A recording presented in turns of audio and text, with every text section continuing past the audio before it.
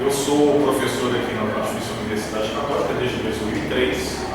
Minha formação originária é em Direito, sou advogado, né? Sou formado em Direito, advogo, tenho uma empresa de advocacia com assessoria na área do direito empresarial e também, no caso específico, leciono aqui na PUC nos cursos de Direito, Administração, né?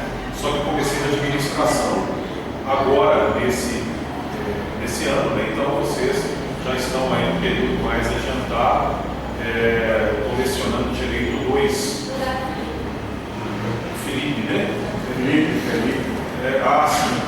Então estou lecionando Direito 2, né, para o pessoal da administração, né? E, no caso específico, leciono também na área do comércio exterior e faço até da minha própria formação profissional.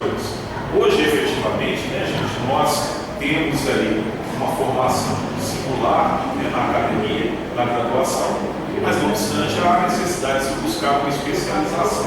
Foi um dos aspectos que eu fiz na minha vida profissional. Eu formei em Direito, advogo, mas depois pensei assim, eu preciso me especializar. E foi onde eu busquei uma especialização na administração do comércio exterior, né, para poder aliar o conhecimento do direito, né, da legislação em face das atividades do comércio exterior e da administração como um todo. Mais tarde eu deu uma vontade